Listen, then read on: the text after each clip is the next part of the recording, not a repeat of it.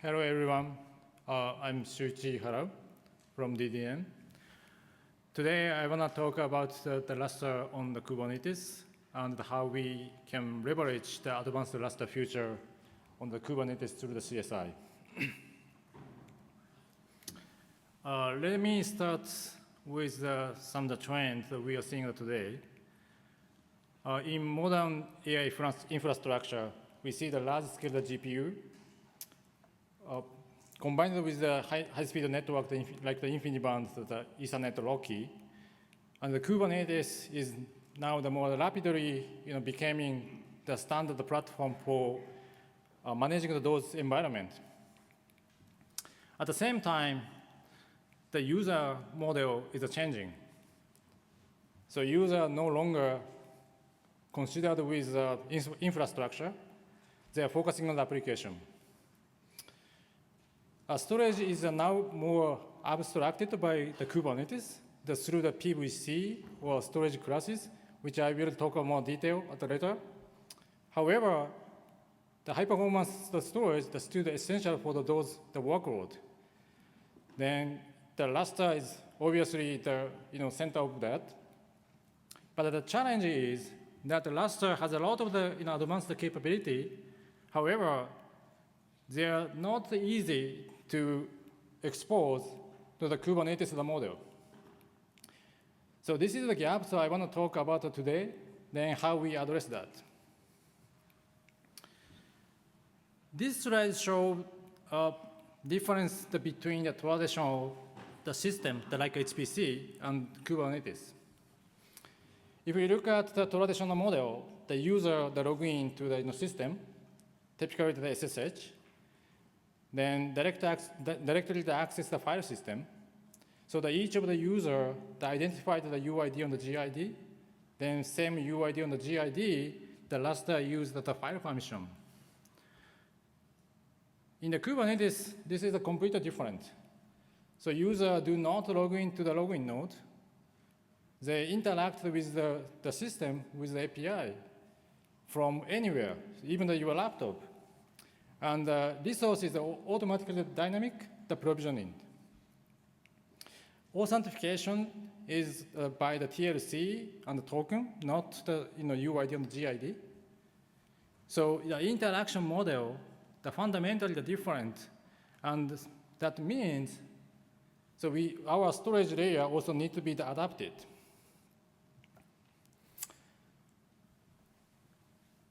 Let me, before moving forward to the storage, so let me briefly explain how the access control works in the Kubernetes. So access control in the Kubernetes is handled by the LUG, which is the role-based access control. So we define the namespace, the roles, and the role bindings. So namespace is a logical environment. For example, the project, the tenant, or sometimes the people that use the per user. The role that defines what access is allowed on the which resources. And the role binding that connects the user to those roles. So all of this configured by administrator for user on the Kubernetes. But the important point, at the file system level, the file still has the UID, the GID, of course. But the Kubernetes, this is not something that the user worry about. So what matters is the Kubernetes identify the inside of the namespace. This is the key. So this difference is very important for the storage. So in the Kubernetes, neither the administrator or the user mount the file system manually. So the storage is totally abstracted as the PVC and the storage class. So admin just define the storage policy, the user simplify the request of the storage, then application that consumes the inside of the pod. So those administrators built the framework called the CSI, the container storage interfaces. That is the standardized interface that that lets any the storage system to bring into the Kubernetes.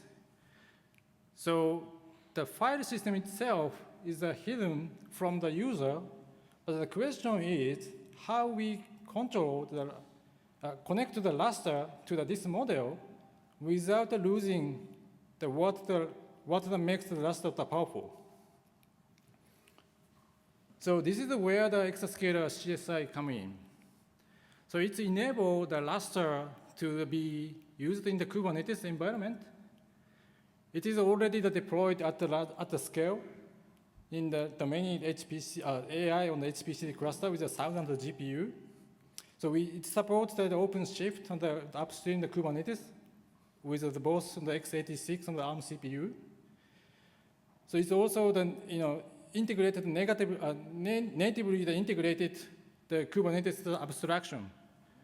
So the more importantly, so this allows to the export the advanced Lustre feature through the Kubernetes the interface. So for example, the multi-tenancy or PCC, encryption with the KMS. So I will talk about each of the topic following the slide. So let me walk through how the storage actually used. The first, the administrator that defines the storage class. This includes the file system, the mount point, and the policies. Then the user that creates the PVC, this is a request for the storage. For example, the 1 terabyte from the exascaler Lustre, the storage class.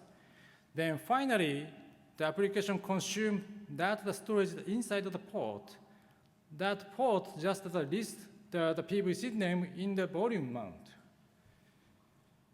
So from the user perspective, they never have to mount the file system manually. Then CSI driver automatically handle internally. So now let's look at how actually that works end to end. So let's assume the local node. Let's assume that the user, your laptop. So the user creates the PVC. They're asking the 1 terabyte the storage. Then after a few seconds, the PV the provision into the one of the worker node. So that is the user view. They just asked the storage, then just bonded the storage the volume to the worker node. Then now let's look at the Lustre side. So on the worker node, this is where the work that happened internally. So on new directory that created by the CSI driver, so the project ID to that directory that assigned automatically by the CSI driver. The quarter is also the set, the 1 terabyte, which is exactly the user requested. So administrator does not have to run any LFS project, LFS the set quarter themselves. So everything that is handled by the driver internally. So the inside of the port itself, so application see the real Lustre mount point, then just use that. So everything is automated based on what we defined in the storage class. So this is how the CSI driver works in general. So we had a lot of multi-tenancy discussion today. So the Lustre works well on the multi-tenancy environment. So Lustre has several mechanisms to build the multi-tenancy, as Robert presented today. The node map, for example, the client isolation, project quarter. So now we have LQA, the Lustre quarter aggregation. So LQA, actually the new quarter limit applied to the range of the ID. So in the multi-tenant environment, each tenant manually have to the own ID. So the LQA became it's the best way to enforce the quarter to the tenant level. So in this model, so the Kubernetes is running the inside of the tenant, based on the Lustre based on the multi-tenancy environment. So the important point here, so LQA set the quarter to the tenant level, but still we need the project quota. Project quota still works on the individual the PVC, which is allocated by CSI driver. So now let me show another use case, IO 500 on the Kubernetes. So IO 500 is the good demonstration, the two things here. So running the MPI application on the Kubernetes, and also using the Lustre as a shared file system across the worker node using the pod. So to make this work, so we use the MPI operator, which is the open source for the Kubernetes. Then we also built the containerized IO 500. So I have put all the step-by-step procedure on the GitHub. So if you are more interested in the details, so please check it out. But the good thing about that, so you can try your MPI application. So this is one good example of the IO 500, but you can try your application to Kubernetes with the MPI operator. So here is the performance comparison. So we run the IO 500 on the 10 nodes, 10 bare metal nodes without Kubernetes, and also the 10 Kubernetes worker node, the pod using the PVC, and through the CSI driver. It's exactly the same hardware, the same raster file system, but result, you can see the result. So the performance is almost identical. So the both band-wise, the metadata is very close, both of the result. So that means that there's no performance penalty running the Kubernetes through the CSI driver. So both run, they already submit the IO 500. So I can show the link here. So if you are more interested, see the link. If you wanted to see the detail, please access the link. So next is the persistent client cache. So we call it the PCC integration. So the PCC allows the client to cache the data on the local NVMe. This is very effectively the extent the client cache beyond the memory. Not just memory, but the first local SSD. So it's especially very useful for AI workloads. So we had some number of the discussion this morning. For the AI workload, so if the workload is a lot of the data is read repeatedly, so this is very helpful. So for example, the training data is running the same data set many times on the same node, so that case is really helpful. So we integrated the PCC. So we have the integrated PCC, which called the hot node. So we have a cache manager, which called the PCC the purge. That's the control the local NVMe the capacity. So the capacity does not overflow. So this is how we export the PCC into the Kubernetes. So administrator just define the PCC behavior via storage class. So just a few parameters, enable the PCC, set the cache location, defining the auto fetching, enable or not. So in this example, so all .h5 files as the type of the data. So you can apply your own rule to the AI training the data set, or any type of the data. So admin just apply the data policy in the storage class. After that, user create the PVC on the pod from this storage class. Then PV automatically attached to the PCC the caching. So the user perspective, they don't need anything. So now let me show how the PCC really works inside of the Kubernetes. So this is a little bit the busy slide. So I wanna explain it more carefully. The first time, so you can the user reads the 10 gigabyte file from the inside of the port. So you can see the Lustre statics, the read byte, the 10560 samples. Then the file is now the PCC in PCC the caching. Then the state is changed to the read only. So all the 10 gigabytes cached in the local disk, as well as the page caching or the page cache onto the memory on the worker node. This is the normal behavior that Lustre doing. So in order to demonstrate how the PCC works, so we just dropped the cache for a worker node. So that means the second read, nothing the data that come from the page cache.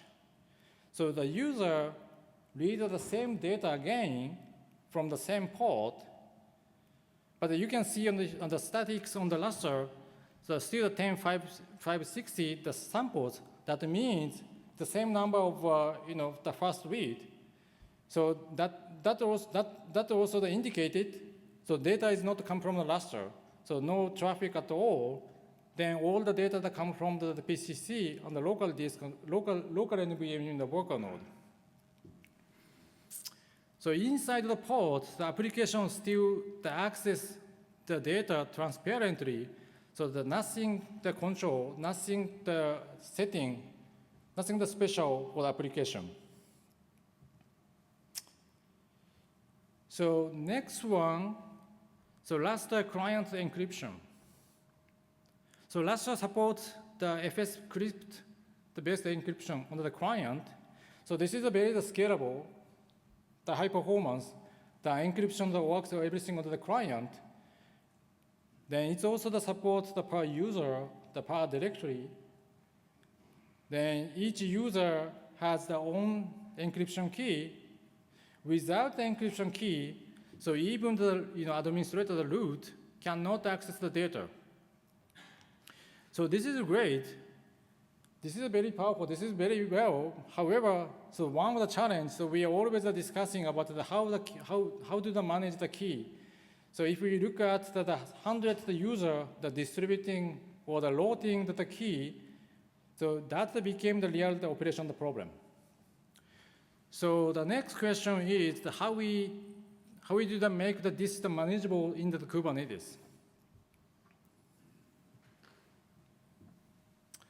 So the answer is the KMIPS, the integration, the Kubernetes. So KMIPS is the standard protocol for key management. So many enterprise the key management software that support that. And the important point, the Kubernetes itself provides the KMS the framework, so that you can set up the KMIPS, the external server, as the key provider through the Kubernetes, the KMS framework.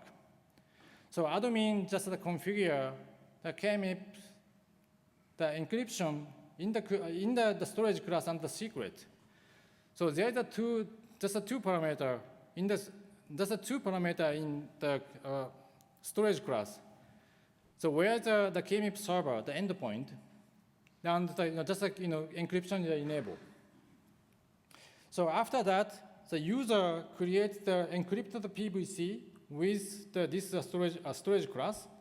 So CSI driver fetch the key from the KMIPS server through the Kubernetes, the KMS framework. Then the Lustre client encryption inside the port. So user never touch the key in this case. So everything is automated. So let me go through how it works, more the detail. So the user that creates the encrypted key, encrypted the PVC, and the port encrypted the PVC on, and also the port secure 1. So which is running on the worker node Kube 04 in this case. Then the important point, so client automatically fetch the key, then the Kubernetes through the Kubernetes KMS, then the trigger the FS script unlock, so unlock the operation. So nobody needs to type of the passphrase then copy the key, the CSI driver handle that. So inside the pod, so user the write the file, of course.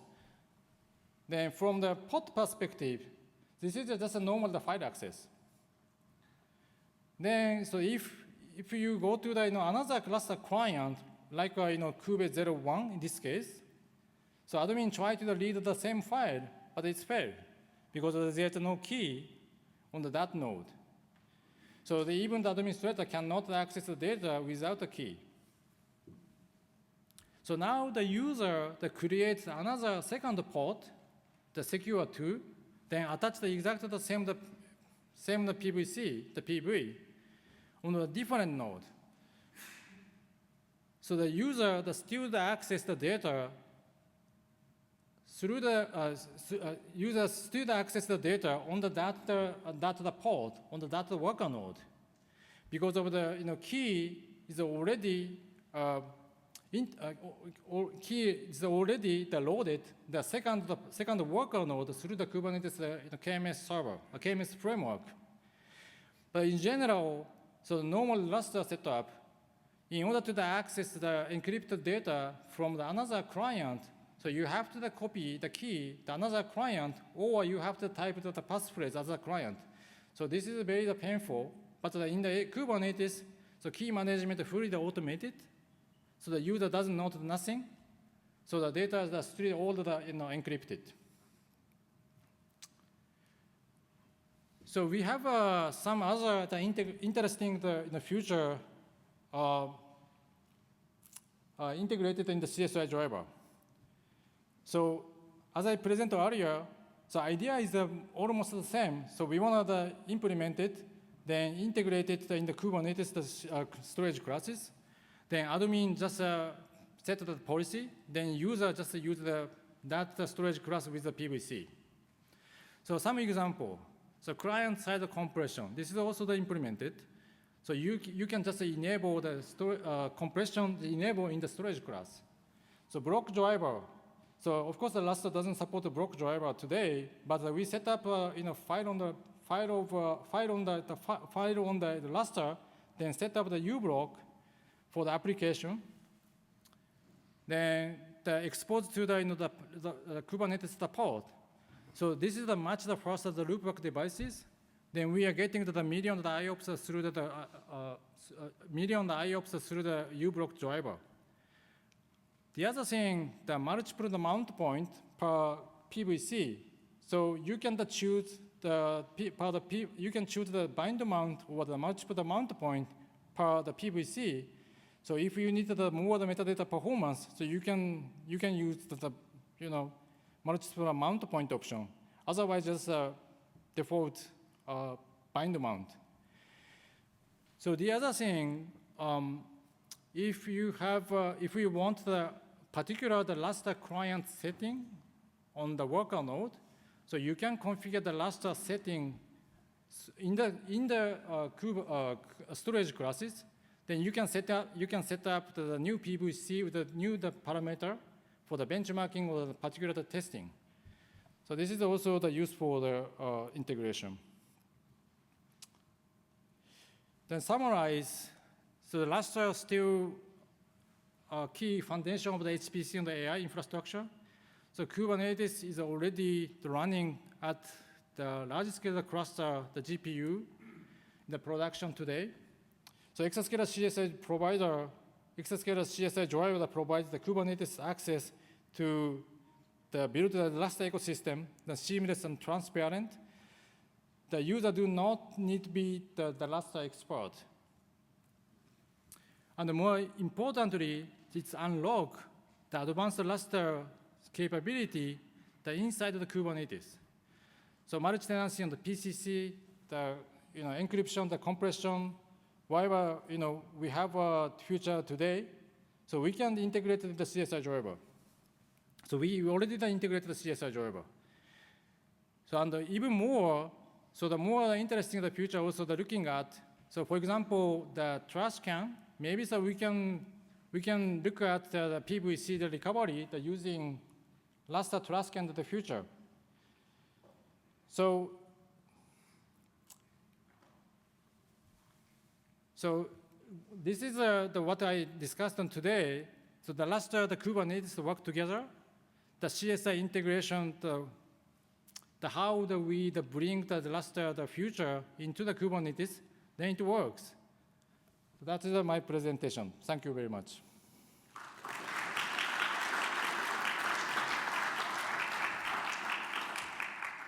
Any questions for our speaker?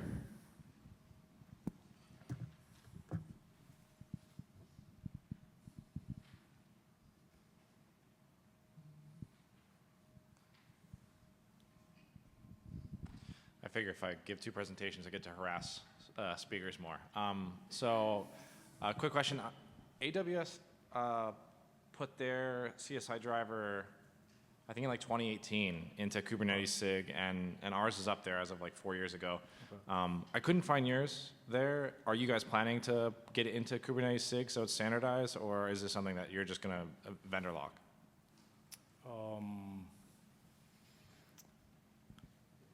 Well, so I'm not in charging of the software development, the engineering side, right? But so right now we are focusing on our customer today. So the customer that wanted they are using the exascaler capability, the Lustre capability, without the Kubernetes.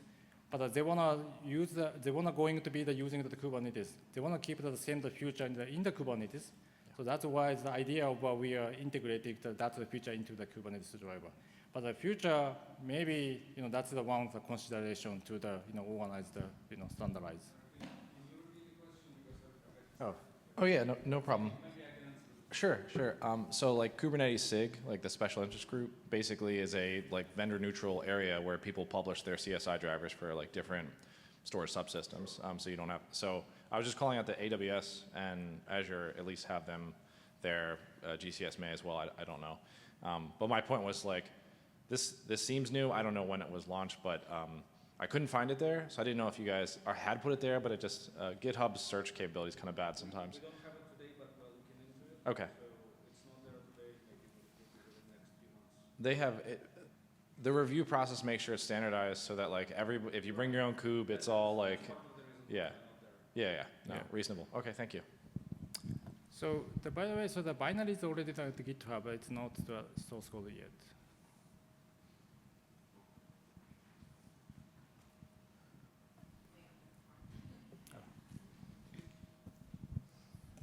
Hi there, Meg Larco with Translucent. My question had to do with the Kubernetes and the KMIP.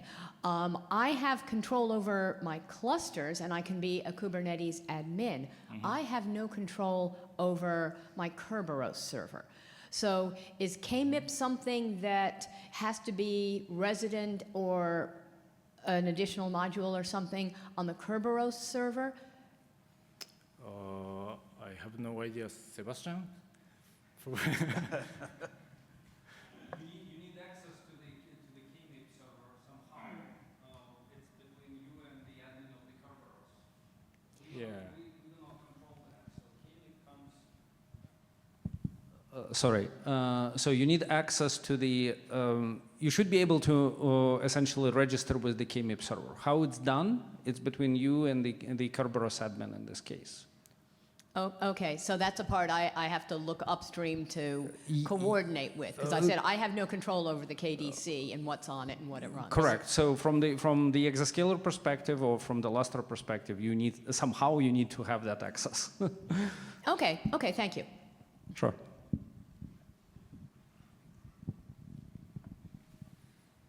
Any more questions for our speaker? No? Okay. Well, we'd like to give another round of applause for our speaker.